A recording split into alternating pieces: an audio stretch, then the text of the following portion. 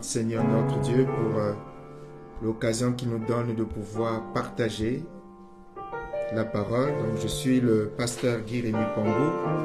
Ce soir j'ai la responsabilité de partager la parole autour du thème qui s'affiche. Je termine un détail technique et nous rentrerons dans le vif du sujet.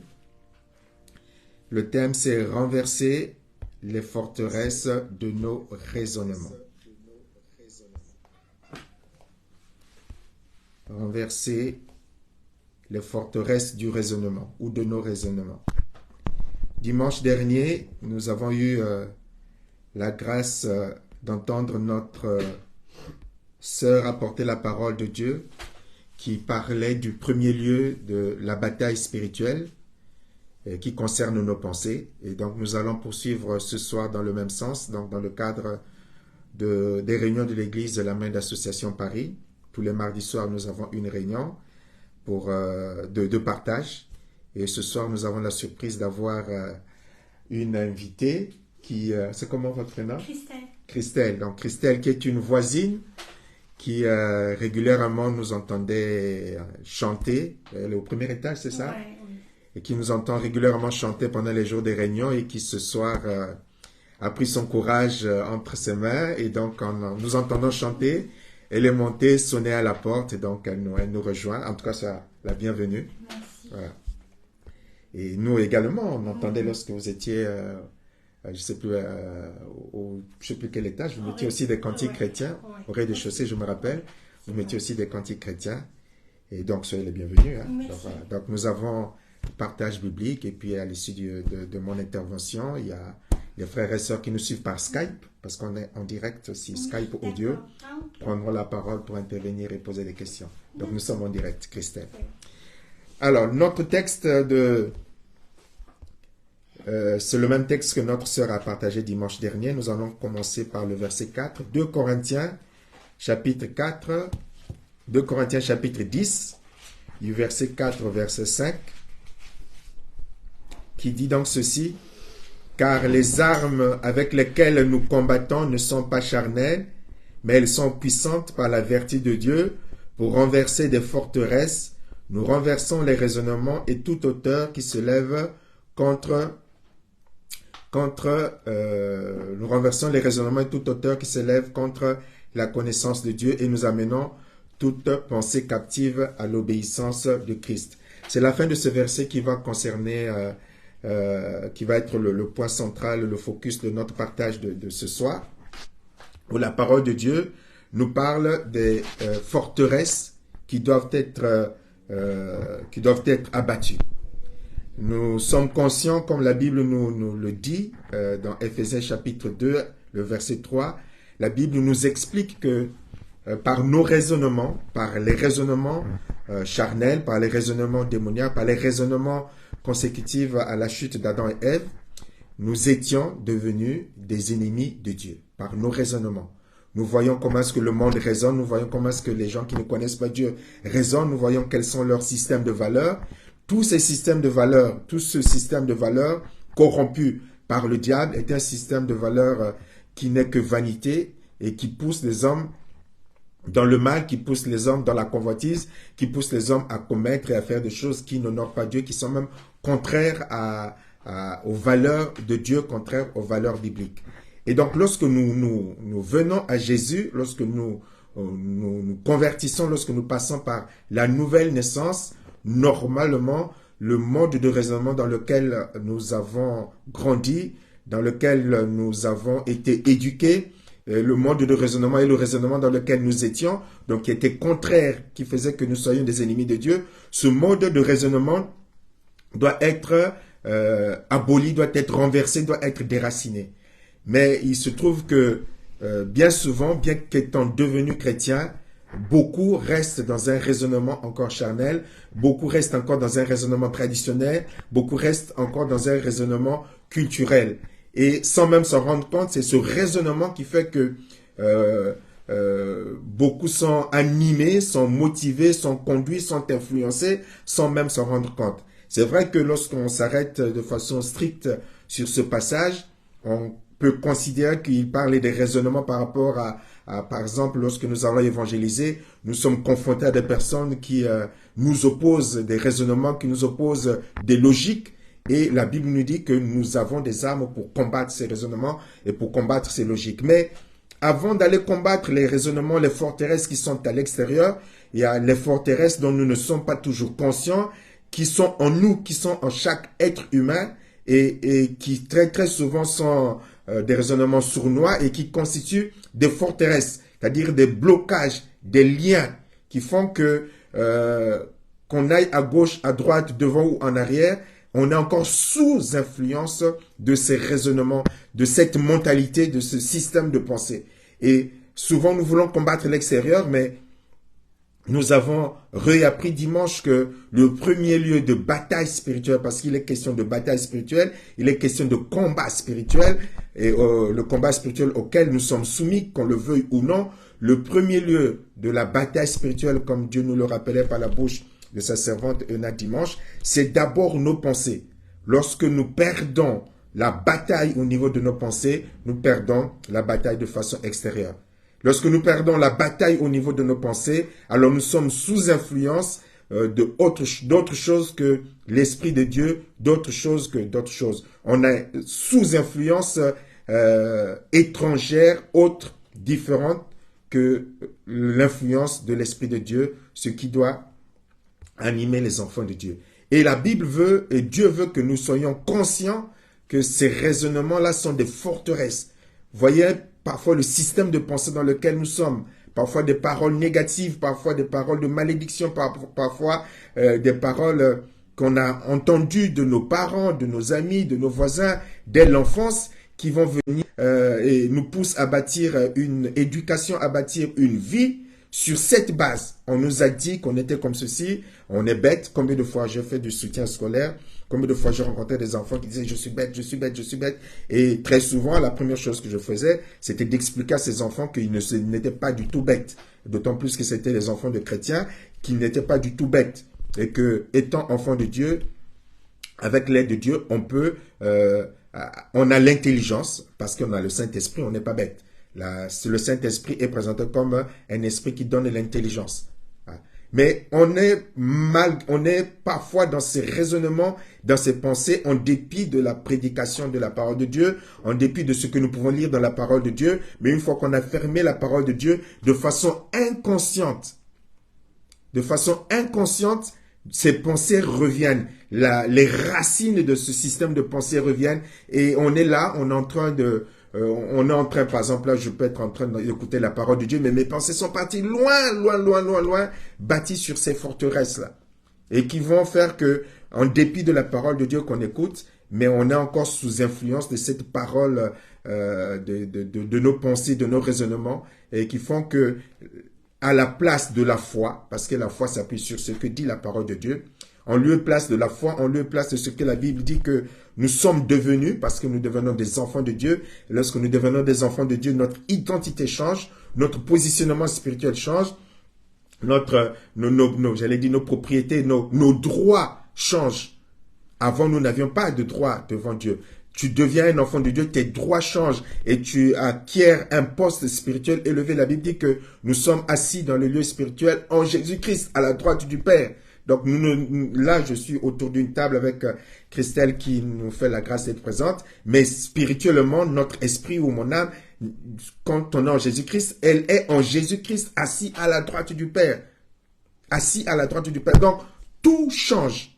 Mais lorsque on n'a pas laissé, nous allons le voir tout à l'heure, la parole de Dieu influencer notre manière d'être, ben, lorsqu'une fois qu'on a fermé la Bible, une fois qu'on a fini d'écouter la louange, ben, on est là comme envoûté par ces pensées négatives, par ces pensées malsaines, par ces pensées rabaissantes, par ces pensées, je ne sais pas quel mot je pourrais utiliser, dévaluante, je ne sais pas si ça se dit, mais on est dévalorisante, merci Mamoundele, dévalorisante, et en lieu et place de la parole qu'on a écoutée, qu'on a entendue, qu'on a médité, en lieu et place des prédications qu'on a pu écouter. Et Dieu voudrait que nous prenions conscience de cette influence. C'est pour cela que la Bible nous invite, dans ce passage qui se trouve dans Proverbe 4, 23, nous dit de garder son cœur plus que toute autre chose. Garde ton cœur plus que toute autre chose. Sauf erreur de ma part, mais je pense que s'il y a un passage sur lequel l'Église a beaucoup médité et beaucoup lu, relu, c'est ce passage. S'il y a un passage que Dieu a mis au centre de nos échanges, c'est ce passage où la Bible dit, Dieu nous dit, garde, car de lui viennent les sources de la vie. Garde ton cœur plus que toute autre chose. Pourquoi? Parce que le Seigneur Jésus-Christ le dira par la suite dans Matthieu chapitre 15 verset 19, il dira, car de son cœur viennent les mauvaises pensées qui le poussent alors, donc les mauvaises pensées, tout part des mauvaises pensées qui le poussent à tuer, à commettre l'adultère, à vivre dans l'immoralité, à voler, à prononcer de faux témoignages et dire du mal des autres. Donc tout par de mauvaises pensées. Donc, veiller sur ses pensées, c'est veiller sur son cœur. Et lorsqu'on ne veille pas sur son cœur, lorsqu'on ne fait pas attention à ce que l'on pense, lorsqu'on ne veille pas à son système de pensée, je ne reviendrai pas sur les détails que notre sœur que le Seigneur nous a donné par notre sœur Ena le dimanche. Vous pouvez descendre sur la page de l'église. Et si vous êtes sur la page de l'église, vous retrouverez la prédication. Si vous êtes sur ma page personnelle, Guérémy Pambou, en descendant, vous allez trouver également cette prédication. Mais tout part des pensées. Le premier champ de bataille, c'est nos pensées. Le premier champ de bataille, le premier lieu là où le diable commence à venir insuffler son venin, c'est là. Rappelons-nous ce qui est arrivé à Adam et Ève, plus à Ève, ensuite à Adam, lorsque le diable est venu lui dire Dieu a-t-il réellement dit?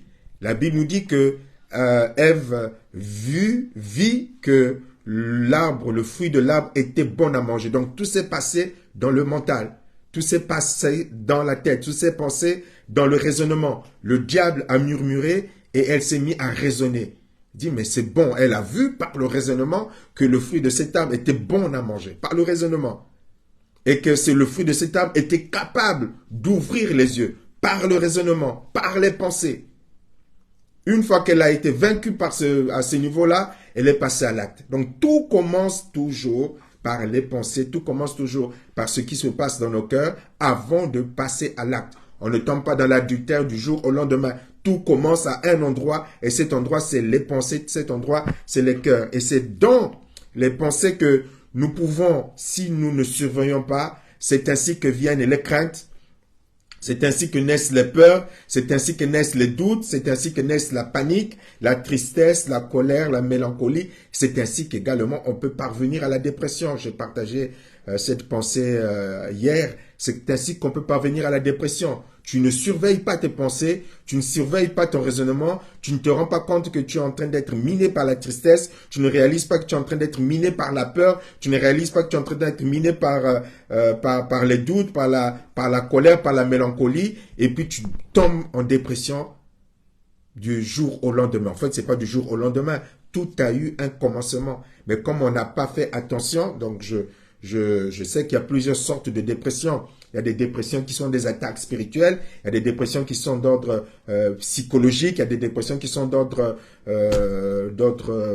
qui vient du fait qu'on est fatigué. Du moment où on est fatigué, on devient vulnérable et puis on commence à broyer du noir. Mais quel que soit, il y a toujours un début par rapport au niveau qui se passe au niveau des pensées, qui se passe au niveau des raisonnements. Et lorsqu'on ne le surveille pas, ben on se laisse avoir. Hein, cette nuit, j'ai eu deux nuits successives d'ailleurs, 2 à 3 heures d'insomnie. Mais pendant ces 2 à 3 heures d'insomnie, on a le choix. Tu as le choix de broyer du noir, comme on partageait de cela, on partageait avec le pasteur Richel d'ailleurs. Tu as le choix soit de broyer du noir, comme on dit, de laisser tes pensées se vagabonder, commencer à penser à ce que ta maman t'a fait lorsque tu avais 5 ans et demi, commencer à penser à ce que ta grande sœur a fait contre toi, le complot dans la famille lorsque tu avais 13 ans, commencer à penser à ce que le mal que ton patron t'a fait, commencer à penser à tiens, mais ma femme ou mon mari m'a dit cette parole hier, commencer à penser l'ingratitude des enfants, commencer à aller loin, là où on a le choix de se focaliser sur le Seigneur. C'est pour cela que la Bible, dans le passage que nous avons lu dans 2 Corinthiens chapitre 10, verset 5, dit que nous avons ce devoir de ramener toute pensée captive à l'obéissance de Christ. Ramener toute pensée captive à l'obéissance de Christ. On n'est pas obligé de se laisser influencer par nos pensées. Nous devons apprendre avec le Seigneur à soumettre nos pensées, à obéir aux valeurs et aux règles et aux principes de la parole de Dieu. Aux valeurs, aux règles et aux principes de la parole de Dieu. Ça fait partie aussi de la maîtrise de soi. Lorsque nous parlons dans Galates chapitre 5, parle de la maîtrise de soi, parle du fruit du Saint-Esprit. La maîtrise de soi, ça concerne également les pensées. Ce ne sont pas nos pensées qui doivent nous influencer, nous conduire dans le sens qu'elles veulent. Mais nos pensées doivent être soumises au Saint-Esprit, doivent être soumises à la parole de Dieu, doivent être soumises aux valeurs de Dieu, doivent être soumises aux valeurs bibliques. C'est ce passage qui nous le dit et qui nous le rappelle, qui se trouve dans Philippiens chapitre 4, verset 8, qui avait été lu aussi dimanche, qui dit « Au reste, frères, que tout ce qui est vrai, tout ce qui est honorable, tout ce qui est juste, tout ce qui est pur, tout ce qui est aimable, tout ce qui mérite l'approbation, ce qui est vertueux et digne de louange, soit l'objet de vos pensées. » Donc nous avons là une sélection, nous avons là, je cherche un autre mot que je ne trouve pas, en tout cas une sélection, nous avons là les critères, voilà, nous avons là les critères qui doivent être, lorsqu'on fait passer au tamis, les critères qui doivent sélectionner les pensées qui doivent s'installer en nous. On ne doit pas laisser n'importe quelle pensée s'installer en nous. Donc, ça oblige à surveiller nos pensées. Ça oblige à surveiller ce qu'on appelle le dialogue intérieur. Pour vérifier si le dialogue intérieur que j'ai, la discussion intérieure que j'ai, le dialogue avec moi-même sur ce qui me préoccupe, ce qui est l'objet de mon attention, est-ce que ce sujet qui est l'objet de mes pensées, est-ce que ce sujet est honorable, est-ce que ce sujet est juste, est-ce que ce sujet est pur, est-ce que ce sujet est aimable, est-ce que ce sujet mérite l'approbation, c'est-à-dire que si on projetait ma pensée de façon publique, est-ce que j'en aurais honte, est-ce que j'en rougirais, Ou est-ce que j'en serai fier? Est-ce que ce sujet est vertueux? Ces critères soient appliqués pour censurer les pensées que nous laissons venir. Oui, on ne peut pas toujours filtrer de prime abord ces pensées, parce que les pensées ne viennent pas que de nous, les pensées viennent de la chair, les pensées peuvent venir du diable, donc les mauvaises sources peuvent nous bombarder les pensées, mais nous n'avons pas le droit de laisser les pensées s'installer en nous. Comme on le dit, on ne peut pas empêcher un oiseau de voler au-dessus de nos têtes, mais on peut empêcher l'oiseau de bâtir son nid sur nos têtes. Donc, qu'on le veuille ou non, le diable va bombarder des pensées. Qu'on le veuille ou non, la chair va bombarder des pensées, qu'on le veuille ou non, il y aura toujours ces attaques par rapport aux pensées qui ne viennent pas de nous. Mais nous devons être conscients que ces pensées sont là pour reconnaître que ces pensées, ce n'est pas les pensées de Dieu, ne sont pas dignes de Dieu, ne viennent pas du Saint-Esprit, pour les repousser. Pour les repousser. Et l'un des moyens qui nous permettra d'arriver à ce stade, c'est ce que nous conseille Romains chapitre 12, verset 2, qui dit « Ne vous conformez pas au siècle présent, mais soyez transformés par le renouvellement de l'intelligence, afin que vous discerniez quelle est la volonté de Dieu, ce qui est bon, agréable et parfait. » Voilà. L'une des raisons, ou même la raison principale qui fait que on puisse être dans l'état que je viens, ou les conditions de vie spirituelle que je viens de décrire, c'est-à-dire que on laisse les pensées nous influencer, on laisse les pensées nous miner, on laisse les pensées nous empoisonner, on est là, on laisse les pensées nous ramener dans notre pays, dans notre village. On a les pensées qui traversent même le temps, qui passent d'une année à une autre, comme dans un film de science-fiction que le fiston Timothée aurait apprécié. On se laisse balader par les pensées ainsi. Pour éviter cela, l'un des remèdes puissants, ou le seul remède puissant que Dieu nous a donné, c'est la parole de Dieu. D'où ce conseil, ne vous conformez pas au siècle présent, mais soyez transformés par le renouvellement de l'intelligence, afin que vous discerniez quelle est la volonté de Dieu, ce qui est bon, agréable et parfait. Il faut donc une transformation et un renouvellement de l'intelligence que procure la parole de Dieu. Plus on passera du temps dans la parole de Dieu, plus on méditera la Bible, plus on lira la Bible, plus on médite la Bible, donc la bonne méditation, c'est méditation de la parole de Dieu, y compris la prière, plus on reste dans la présence de Dieu au travers de la louange, plus nos pensées seront renouvelées, seront transformées pour acquérir le mode de fonctionnement de Dieu par le Saint-Esprit. Nous allons apprendre alors, par la parole de Dieu, à inverser le cours des raisonnements. Avant, nous raisonnions selon la chair, nous allons maintenant raisonner selon la parole de Dieu. Avant, nous pensions selon le monde, nous allons maintenant penser selon la parole de Dieu. D'où l'importance de lire, de méditer, de manger la parole de Dieu, de cultiver l'intimité avec Dieu, de se fortifier dans la parole de Dieu, de s'appuyer sur la parole de Dieu, ce que Dieu dit de celui que tu deviens en lui. Ça permettra, en le découvrant dans la parole de Dieu, que dit la Bible de mon identité, de mon identité en Christ, de mon positionnement spirituel en Christ. Que dit la Bible de celui que Dieu est devenu pour moi? Il est devenu mon Père. Il est mon Créateur. Que dit la Bible sur la puissance de celui qui est devenu mon Père Céleste? Que dit la Bible sur ce que mon Père Céleste pense de moi?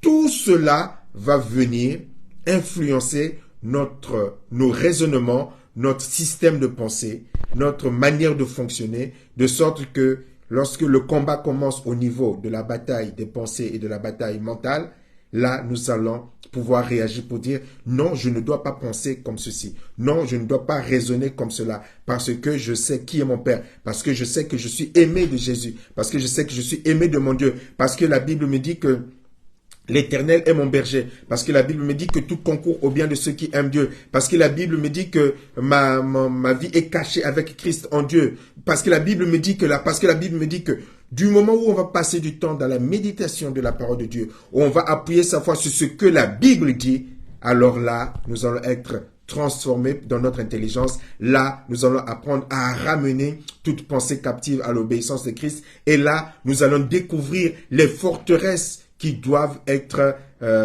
abolies, les forteresses qui doivent être renversées, les forteresses qui doivent être déracinées. Beaucoup de chrétiens sont encore dans des forteresses. Ont encore des forteresses par rapport au raisonnement qui aurait dû changer depuis qu'ils sont devenus enfants de Dieu. Mais ces raisonnements perdurent parce qu'ils n'ont pas nourri leur âme, leur esprit de la parole de Dieu pour découvrir leur nouvelle identité en Christ et leur droit en Christ, leur positionnement, leur autorité en Christ, leur privilège même en Christ. Parce qu'enfant de Dieu, c'est pas n'importe qui. Mais comme on n'a pas pris le temps de le découvrir, de s'appuyer dessus, on va passer notre temps encore à raisonner selon l'ancienne nature que nous avions, non plus comme un enfant de Dieu, mais alors comme un enfant qui serait orphelin, dont le Père Céleste ne s'occuperait pas, ne se préoccuperait pas. Donc apprenons, mes frères et mes sœurs, à surveiller nos pensées. Apprenons, mes frères et mes sœurs, à surveiller nos raisonnements. Apprenons, mes frères et mes sœurs, à surveiller ce premier lieu de bataille spirituelle pour ne pas se faire avoir. Même la tentation, tout commence par là. Tout commence par là. Si tu ne surveilles pas, si tu ne veilles pas, alors tes pensées vont être des forteresses qui t'empêcheront d'avancer et de vivre la joie, la paix des enfants de Dieu. C'est une bataille, c'est un combat qui ne cessera jamais. L'ennemi cherchera toujours à attaquer au niveau des pensées. Toujours. Parce que le combat commence par là. Toujours. Donc, apprends à surveiller tes pensées. Apprends à surveiller ton raisonnement. Éprouve ton raisonnement. Éprouve tes pensées. Quand l'ennemi viendra dire, Dieu a-t-il réellement dit? Si tu ne connais pas la parole de Dieu qui te permettra de dire, il est aussi écrit pour corriger le raisonnement ou l'influence dans laquelle il veut t'introduire, tu vas te faire avoir. Tu vas te faire avoir. Donc que le Seigneur nous aide, t'aide à surveiller tes pensées, ton raisonnement, pour découvrir parfois les points d'incrédulité dans lesquels tu t'es arrêté et qui empêchent le Saint-Esprit d'agir dans ta vie, d'agir dans ton cœur, d'agir dans les projets qu'il a pour toi. Dieu a pour toi des projets magnifiques, mais à cause de ton raisonnement, ton système de pensée, tu es bloqué et tu ne peux pas voir au-delà. Et Dieu voudrait que tu sois capable de voir au-delà, afin que tu puisses rentrer pleinement dans le plan et dans le projet qu'il a dans ta vie. Au nom puissant de Jésus. Amen. Amen. Voilà, je vais arrêter là mon intervention pour permettre à ceux qui nous suivent et qui nous écoutent sur Skype de pouvoir intervenir et pouvoir abonder par les témoignages ou par les questions. Christelle également, si tu as une question à poser, si tu veux intervenir, tu n'hésites pas, tu es la bienvenue. Tout le monde est libre dans notre église pour intervenir. Voilà. Alors, Duila Masengo. Est-ce que Duila Masengo DM a quelque chose à partager avec nous? Bonsoir. Bonsoir. Bonsoir à tous. Non, moi je n'ai rien à rajouter à ce qui a été dit déjà dimanche et à ce qui a été rajouté ce soir. C'est vrai que, comme il a été dit, c'est un terrain vraiment et où effectivement lorsqu'une pensée arrive, c'est vrai que si on ne l'arrête pas, si on ne l'identifie pas, on peut effectivement partir très très très loin. Et ces pensées que nous ne maîtrisons pas ou ces pensées que nous n'identifions pas peut très vite venir installer des émotions, venir installer des sentiments, venir installer aussi des attitudes, des comportements qui sont ensuite, lorsque celles-ci sont détectées, peuvent être très difficiles à, entre guillemets, à renverser, mais pas impossible, tant qu'on fait ce travail avec l'aide du Seigneur. Donc effectivement, c'est une véritable interpellation pour moi la première, et aussi pour chacun d'entre nous, à veiller vraiment à nos pensées, aux sources aussi, aux sources, à tout ce que nous pouvons entendre, à tout ce que nous pouvons voir aussi. Ça peut aussi venir alimenter ce que nous avons déjà, ça peut venir aussi faire naître des pensées peut-être qu'on n'avait pas et qui pourront venir par rapport à ce que nous pouvons voir. Donc ça, effectivement, notre sœur dimanche aussi nous l'a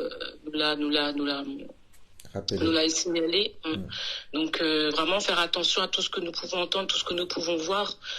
Surtout en ce moment-là, dans les temps qui courent, c'est vraiment très très important d'être vigilant, de ne pas avoir cette crainte aussi parfois d'être radical sur ce qu'on peut voir, sur ce qu'on peut entendre, parce que comme on le sait, derrière il peut y avoir des conséquences, ça soit pour nous, ça soit pour nos enfants, surtout aussi avec tout ce qu'on peut voir aujourd'hui, ne serait-ce que dans des films, dans la télé, dans ce qu'on peut entendre, voilà, c'est vraiment très très important, et ne pas hésiter quand il faut être radical par rapport à certaines choses, par rapport à certaines sources d'écoute, sources de vision, d'être radical pour empêcher que certains raisonnements ou forteresses puissent s'installer, que ce soit en nous ou en nos enfants, ou même voilà, peu importe, en tout cas aux personnes qui nous sont proches, en tout cas qui nous entourent, qui nous environnent.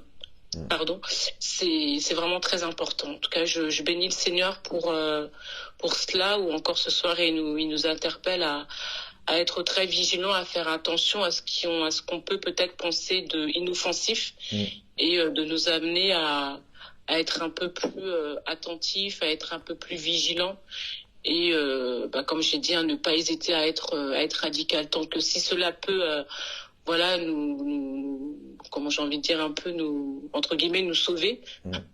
Il faut pas hésiter. Il faut vraiment pas qu'on hésite. Donc, voilà pour ma part. Merci. Merci, Julia. J'ai bien aimé. C'est vrai que je l'ai pas mentionné. Ça, c'est un détail important également. Quand tu parles des émotions, effectivement, au travers des pensées, lorsqu'on ne surveille pas, et ces pensées peuvent créer, comment est-ce qu'on appelle ça, je sais plus quel terme on va dire, mais peuvent créer une relation, comme une relation de Pavlov, de sorte qu'une pensée va faire naître une émotion, et même provoquer de sortes de maladies, j'ai oublié le terme,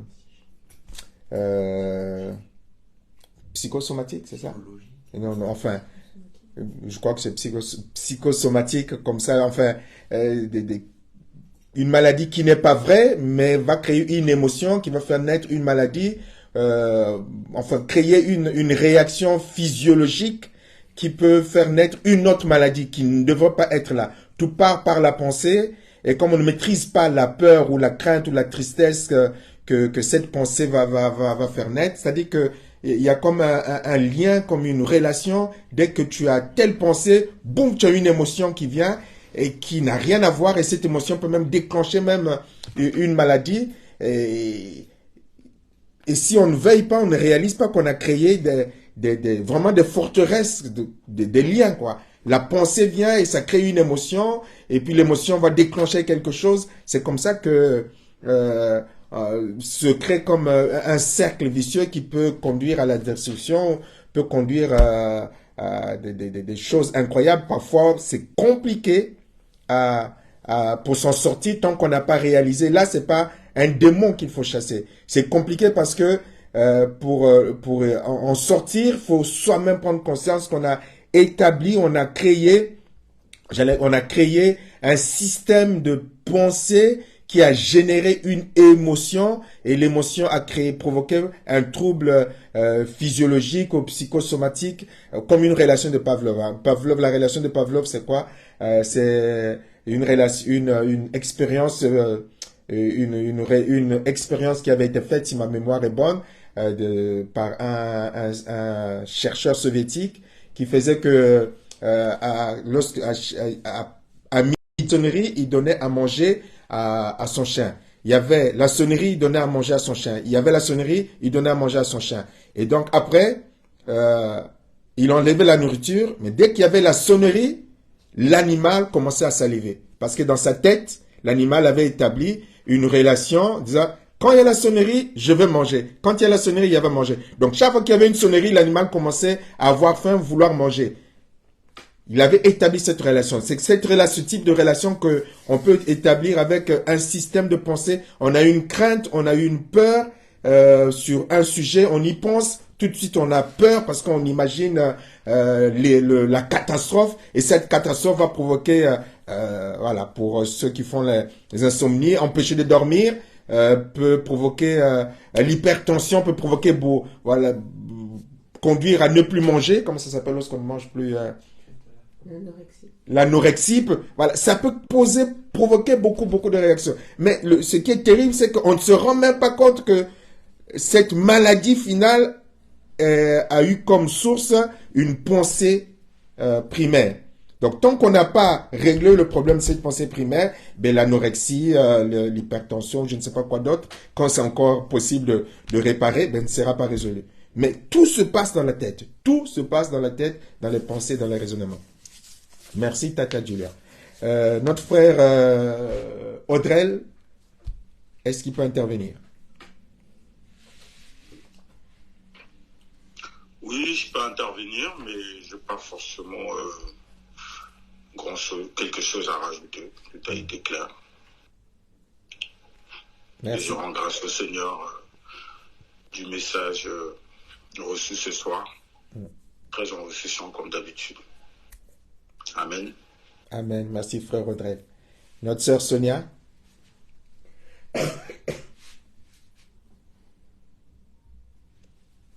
Oui, bonsoir, Papa Guy. Bonsoir. Merci pour le message, mais je n'ai pas grand-chose à dire. Hein. Tout a été dit. Ce qui se passe dans notre tête, c'est vraiment, j'ai envie de dire que c'est pire que la bataille de Waterloo. C'est terrible. C'est une guerre. C'est à chaque seconde, c'est à chaque instant. Une fois qu'on a conscience de notre tête, des pensées nous viennent et on ne sait pas quoi en faire, on ne sait pas comment les traiter.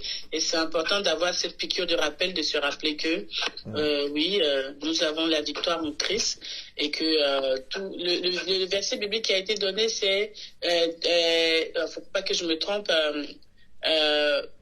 mettre toute pensée en captivité. Captivité, oui. Oui. 2 Corinthiens 10, verset 5. Oui. Amenez toute pensée captive à l'obéissance de Christ. C'est ça. Amenez toute pensée captive à l'obéissance de Christ. Et pensez à se rappeler de ça et à se le dire et à se le redire à chaque instant. On en a besoin. Et moi, la première. Que le Seigneur nous fortifie. Effectivement, c'est pire que Waterloo. Je crois que tout le monde se reconnaît. Hein. Lorsque la bataille elle est là, elle est vraiment là, quoi. Hein. C'est une vraie bagarre, un corps à corps terrible. C'est vrai, c'est vrai. Merci beaucoup, sœur Sonia. Notre sœur Aldélie.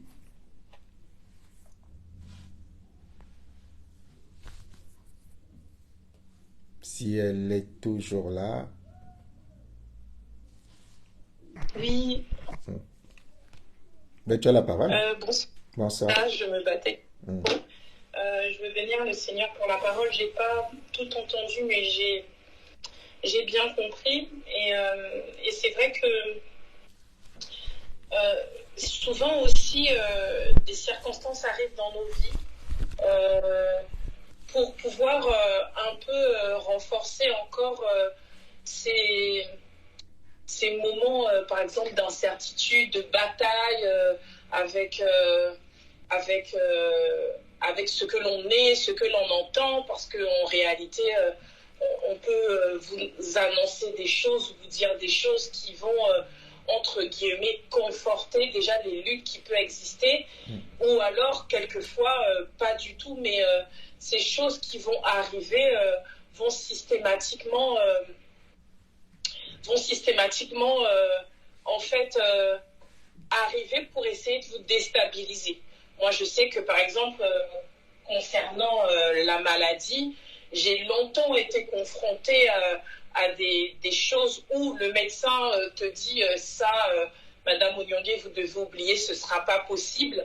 Mais dans mon cœur, je sais clairement que ce que le médecin dit n'est pas la réalité de ma vie et que Dieu a dit autre chose.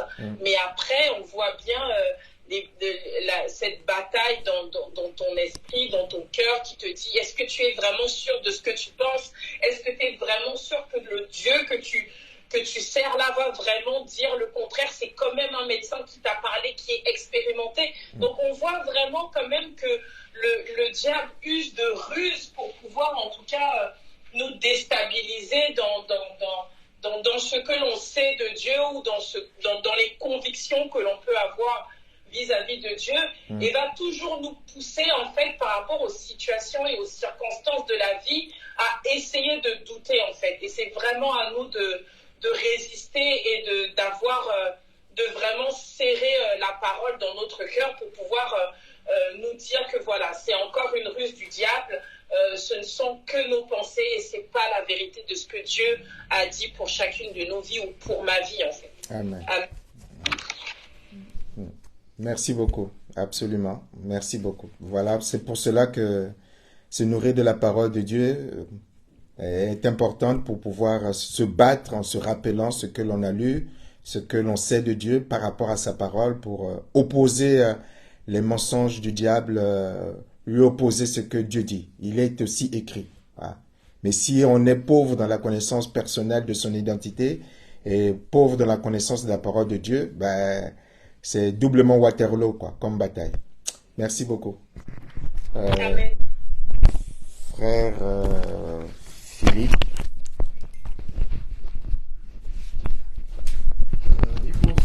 Du coup, bonsoir. J'avais aussi envie de rajouter quelque chose, comme ça n'arrive plus très souvent. C'était plutôt un développement sur 4 points. Premièrement, sur le fait que les pensées peuvent être une perte de temps. J'étais justement en train de réfléchir à ça ce matin, parce que j'avais une épreuve, j'étais en train de passer une épreuve, j'avais 6 heures d'épreuve aujourd'hui, sauf que c'était de l'anglais. Donc j'étais là, j'étais confiant, j'avais révisé, et j'avais même toutes les réponses, et je me disais ce sera peut-être plus vite fini que prévu. Et ce qui s'est passé, c'est quand j'étais tellement fatigué que j'étais facilement distrait à pouvoir me mettre à penser à autre chose. Et ce qui aurait pu me prendre finalement 4 heures a nécessité les 6 heures prévues par l'épreuve en question, parce que j'étais absorbé par d'autres pensées. Et là où on peut ramener cette réflexion à que le Seigneur dit dans le livre d'Éphésiens de racheter le temps. Et que justement ces pensées qui nous font parfois perdre beaucoup de temps, du fait que parfois on finira tout, on sait qu'on finira par lâcher, mais c'est juste qu'on ne veut pas lâcher, qu'on est têtu. Parfois c'est aussi le fait que comment je vais dire ça, que parfois tôt ou tard tout simplement tôt ou tard de toute façon on saura bien si on aura raison ou si on a eu tort. Et aussi c'est une perte de temps, parce que on en oublie facilement ce qui est réel et ce qui ne l'est pas. C'est-à-dire que on a tendance à pouvoir tellement penser, en tout cas moi je sais que, en tout cas dans ce domaine-là je m'y connais, à tellement penser, à tellement pouvoir être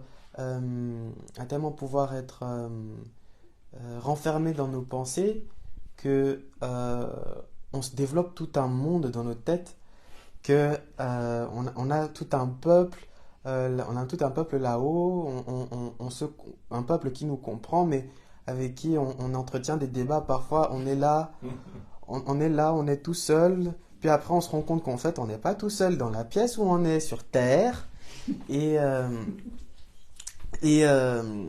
c'est par cela aussi que, si j'en arrive au troisième point, alors premier point, perte de temps, deuxième point, on peut vivre. Oui, il y a des pensées qui sont vraies, On peut avoir des pensées qui sont vraies, mais on a toujours cette nécessité de pouvoir les nuancer et les relativiser. Parce que sinon, elles peuvent prendre le pas justement sur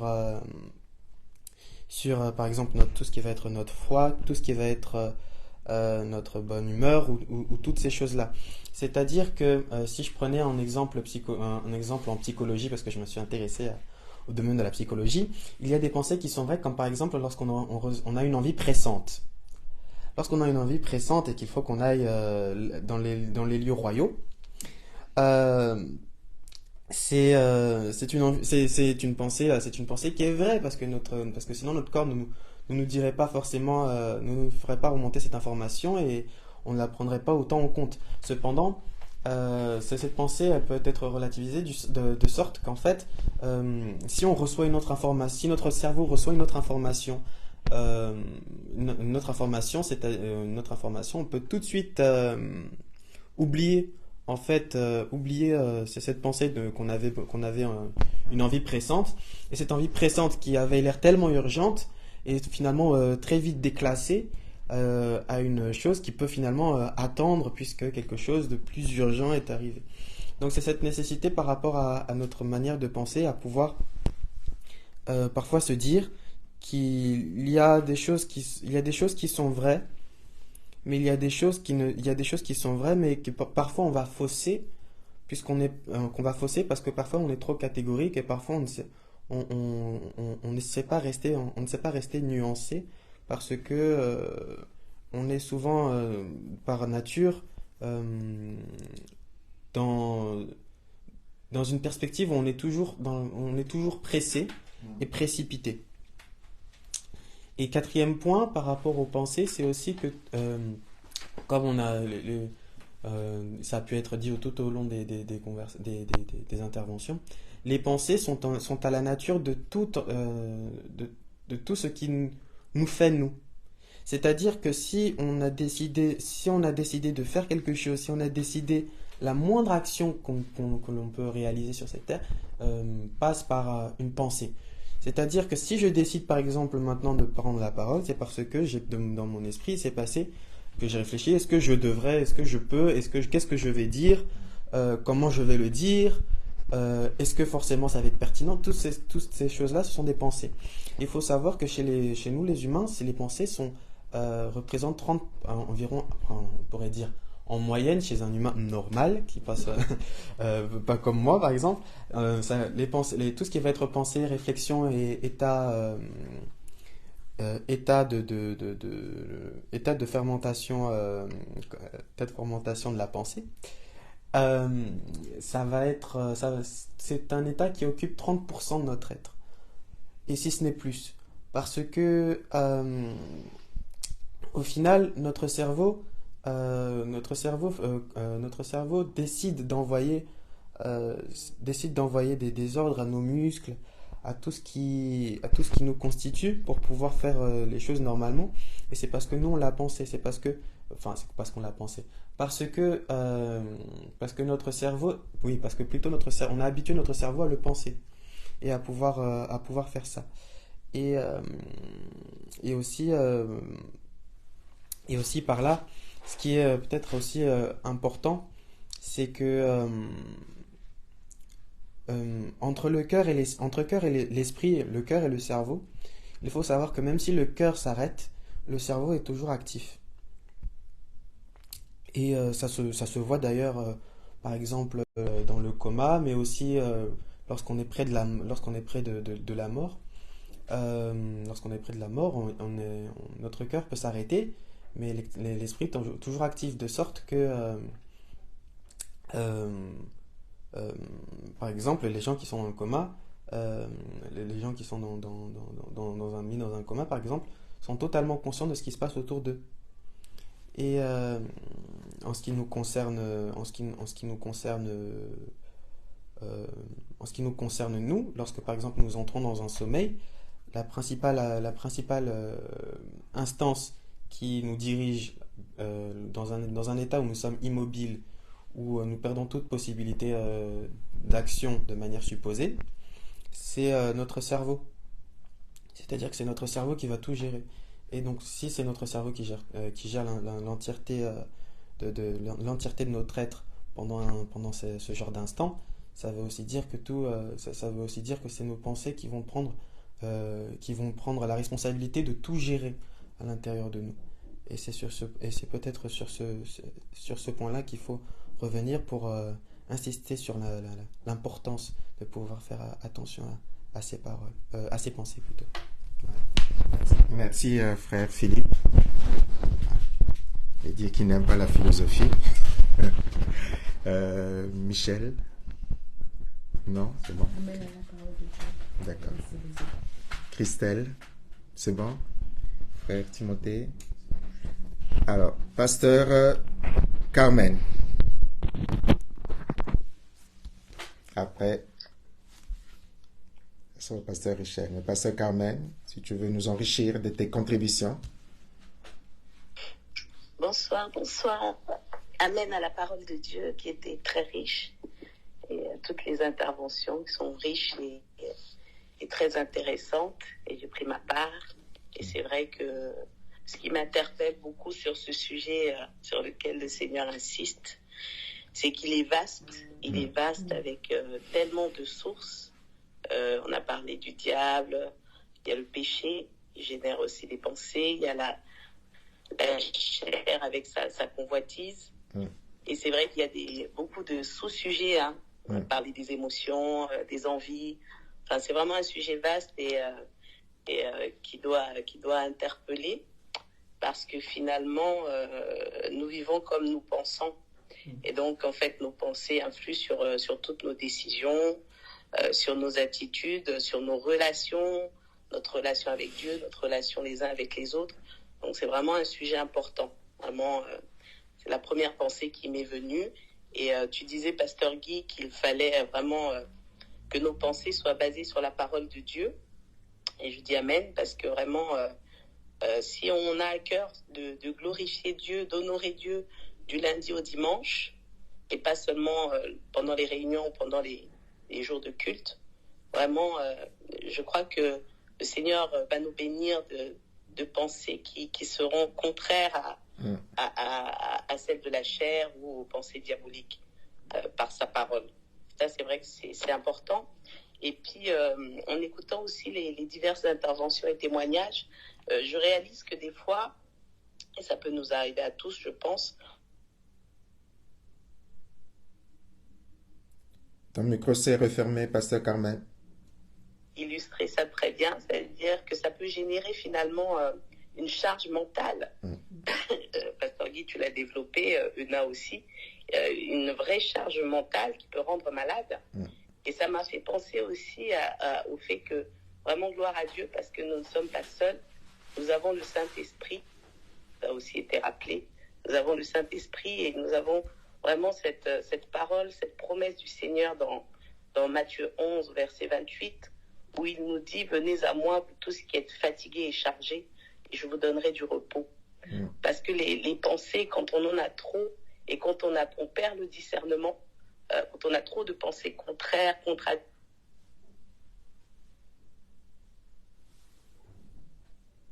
donc une fatigue spirituelle, une lourdeur, et ça peut rendre malade, ça peut faire perdre la foi. Il y a toutes sortes de conséquences. Et c'est vrai que des fois, on est démuni, on est dépassé, on ne sait plus quoi faire. Et il faut se tourner vers le Seigneur. Il faut se tourner vers le Seigneur. Et David disait dans le psaume 139, versets 23-24, il disait à Dieu, « Examine-moi, connais mon cœur, connais mes pensées, regarde si je suis une éternité. » Amen. Et pour conclure cela, je réalise, au travers de tout ce que j'entends, que l'impulsivité, par exemple, est un vrai problème pour nous, les enfants de Dieu, parce que finalement, il faut soumettre ses pensées à Dieu. Parce que penser, agir comme on pense, justement, quand on le fait, on n'a pas le temps de discerner. Et comme disait Philippe, il y a des pensées qui sont vraies. Et vraiment, je bénis le Seigneur pour tout ce qui a été dit. C'était très, très riche, vraiment. Et vraiment, j'ai bloqué là-dessus en me disant, mais oui, il y a des pensées qui ont l'air vraies. Voilà, qui ont l'air vraies. mais est-ce que pour autant elles sont conformes à la volonté de Dieu? Et finalement, les soumettre à Dieu, c'est aussi une sécurité dans ce processus de surveillance dont tu parlais, Pasteur Guy. Les soumettre à Dieu avec beaucoup d'humilité, ne pas se précipiter, parce que j'ai compris en tout cas que dans tout ce qui a été dit, que j'ai compris de nouveau, par la grâce de Dieu, que c'est là principalement que tout commence. Et donc il ne faut pas rater le début. Voilà, il ne faut pas rater ce début-là. Ça peut nous éviter énormément de conséquences. Merci, Pasteur Carmen. Et pour terminer, Pasteur Richel, et qui terminera aussi par la prière comme d'habitude. Donc, bonsoir, Pasteur Richel. Merci de nous enrichir de votre intervention.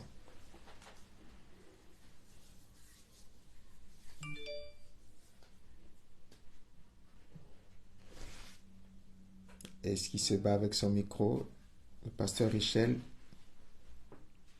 Bonsoir, oui. Et en effet, je me bats aussi avec mon micro. Je me battais. J'ai gagné la guerre. Mais tu as la parole, hein? Tu prends ton temps, hein, pour enrichir les enfants de Dieu et bénir le peuple de Dieu. Je vais être assez bref. En fait, en écoutant, j'ai eu... en écoutant les commentaires aussi, il y a 3 points qui me sont venus à l'esprit. La question de pensée, ou du traitement des pensées, à l'issue de ce raisonnement me laisse penser que les révélateurs au sujet de trois choses, notre discipline, notre caractère, toute influence est une influence. Toute influence, que ce soit une influence humaine, qu'une personne nous influence par son comportement, ou parce que nous avons nous considérons cette personne, ou que ce soit des mots ou des raisonnements qui sont distillés dans nos pensées. Le meilleur moyen de résister à une influence, c'est d'avoir de la personnalité, d'avoir du caractère, c'est-à-dire d'être capable de rester droit dans un manque de conviction, de détermination par rapport au principe de la parole de Dieu, on cède. Je discutais avec quelqu'un, moi, je suis toujours surpris de voir des chrétiens, même des vieux chrétiens.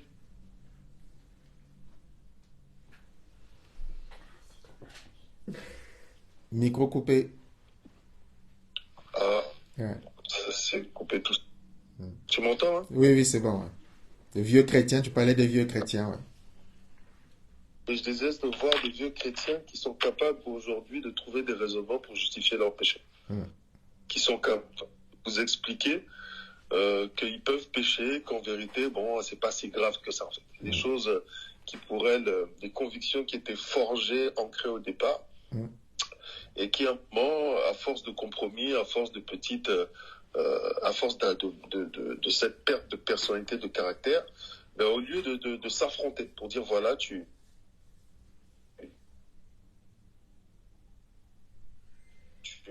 déconnes, ce que tu fais. Et finissent même par trouver un justificatif. Et qui, c'est pas grave, Dieu est amour, c'est pas le plus important. Alors qu'en vérité, la consécration, la sanctification, c'est le point de départ de la vie chrétienne. S'il n'y a pas de séparation de ta vie ancienne et la vie nouvelle, en quoi tu es chrétien? C'est pas parce que tu chantes, c'est pas parce que tu vas à l'église, c'est parce que tu donnes des offrandes. Ce qui te différencie des autres chrétiens, c'est la limite catégorique qui est non négociable, qui est entre le péché et toi. Et si jamais tu arrives à la franchir, tu ne te donnes pas d'excuses. Tu dis, j'ai péché. Seigneur, j'ai souffert. J'ai péché. Je sais ce que j'ai fait mal, j'aime ça. Mais je l'ai fait mal. Je ne veux pas continuer à rester dedans. Je veux que tu me sortes de là. Voilà, c'est ça, en fait, cette absence de caractère quand on est, qui est révélatrice de cette bataille dans les pensées. Le deuxième point, c'est la qualité de notre conversion. Parce que la conversion, la détermine, c'est notre comportement. Donc, quand la Bible dit, par exemple, l'amour ne soupçonne pas le mal, on ne peut pas garder les comportements qu'on avait avant, en tout cas pas les blanchir, les enjoliver, les conserver dans notre vie chrétienne. On doit être dans cette lutte parce que dans notre comportement doit changer. On ne peut pas être soupçonneux dans le monde et soupçonneux dans le Seigneur. être capable de se dire, non, là, tu exagères, tu es en train de... Quelle limite tu as? Tu as le droit d'avoir une analyse, de juger les choses. Mais où est la limite entre juger, soupçonner, médire, extrapoler? Voilà, il y a un moment, il faut savoir se dire, non, là, j'arrête. C'est pas de mes compétences, c'est les compétences de Dieu. Et voilà, on n'est pas obligé d'avoir un avis ou un regard sur tout. Et la troisième chose, c'est la qualité de notre relation à Dieu. Parce que dans nos pensées sont distillées des pensées de fois de défaite, d'échec, qui mènent donc à ces fameuses maladies psychosomatiques qui révèlent de fois l'absence de connaissance du Seigneur et donc l'absence de connaissance de la parole de Dieu. Parce que c'est la parole de Dieu qui nous décrit comment est Dieu. C'est la parole de Dieu qui... Nos expériences ne sont pas au-dessus de ce que dit la parole de Dieu. Parce que nos expériences peuvent être négatives, elles peuvent être difficiles, elles peuvent être longtemps difficiles. Mais la parole de Dieu, elle ne change pas. C'est un esprit qui est intemporel. Quand elle est posée dans notre cœur, peu importe la réalité à laquelle on est confronté, nos pensées sont gardées en Christ. Et il vous donnera une paix qui surpasse toute intelligence. Et cette paix-là, elle gardera nos pensées en Christ. Voilà, c'est cette relation avec Dieu qui va nous permettre d'être en paix. Je sais que je connais mon Dieu, je sais qu'il est bienveillant, et même si des choses difficiles m'arrivent, même si je suis tenté, même si je suis éprouvé, mais avec l'épreuve, avec la tentation et toutes ces choses qui me préparent toujours le moyen de s'en sortir, parce que je le connais, je sais qu'il est comme ça. Et donc je veille, et si quelque chose ne va pas bien, je m'examine moi-même d'abord, dans la repentance d'abord, avant de chercher à trouver des moyens d'accuser des démons ou Satan. Ma relation à Dieu, la connaissance de mon Dieu modifie de façon radicale notre comportement, notre réaction à la vie, notre rapport à la vie de façon générale. Voilà un peu ce que je pouvais dire sans enchaîner sur une deuxième réunion. Si tu veux, tu pourras enchaîner sur une deuxième réunion mardi prochain. Si tu veux. Trop facile. Bon. Mais voilà, on te laisse faire la prière finale et recommander à la grâce de Dieu. Merci, pasteur Richel. Seigneur, nous voulons te bénir et te rendre grâce pour ces moments partagés ensemble. C'est toujours un plaisir, une grande joie de nous rassembler. Si la parole de Dieu le dit, qu'il est doux et agréable pour les frères de demeurer ensemble. Peu importe l'endroit où nous sommes, tu nous connectes par ton esprit et nous te bénissons pour la voisine qui a franchi le pas et qui nous prouve encore aujourd'hui que peu importe qui nous sommes, peu importe d'où nous venons, nous sommes un peuple en Jésus-Christ. Merci pour chaque personne qui a été édifiée ce soir. Merci pour tous les témoignages, pour la richesse, comme l'a dit ta servante Carmel, la richesse des interventions qui permet d'avoir, en prenant un peu de recul, d'avoir vraiment une vision complète de ce message. Et c'est une ressource que tu donnes à chacun de ceux qui ont écouté et ceux qui écouteront pour devenir de meilleurs chrétiens. Aide-nous, Seigneur, à traiter nos pensées, à ne pas avoir du caractère, de la personnalité, à ne pas être convaincre par des choses futiles. La plupart du temps, Seigneur, l'ennemi se surcote et surcoté, parce qu'en vérité, il n'a de pouvoir que de ce que nous lui donnons lui. S'il a été vaincu, alors nous avons le pouvoir par la puissance du nom de Jésus, par la force toute puissante que nous donne le Saint-Esprit, par toutes ces promesses, toutes ces choses qui sont à notre bénéfice en tant qu'enfants de Dieu. Nous pouvons faire reculer les attaques de l'ennemi, Seigneur, par ta grâce. Et donne-nous de pouvoir vraiment avoir ce tempérament, cette radicalité tentateur et nous. Merci aussi, Seigneur, de nous aider à améliorer notre relation avec toi par la consommation sans mesure de la parole de Dieu. Merci aussi, Seigneur, de nous aider à devenir de meilleurs chrétiens par le renouvellement de l'intelligence, le renouvellement de notre comportement, pour que autour de nous, Seigneur, quoique nous soyons toujours encore faibles, quoique nous soyons encore dans des faibles commencements, quoique nous ayons encore quelques chutes, mais qu'autour de nous, le témoignage de notre détermination en Christ plaide pour nous. Et permettre que, Seigneur, nous devenions de meilleurs enfants de Dieu. Au nom de Jésus, nous t'avons prié. Amen. Amen. Amen. Bonne soirée. Amen. Bonne soirée sur Skype et bonne soirée sur Facebook. Voilà. Donc, rendez-vous le dimanche prochain vers 11h30 pour la prochaine prédication. Sinon, mardi prochain vers 19h pour le prochain direct. À très bientôt.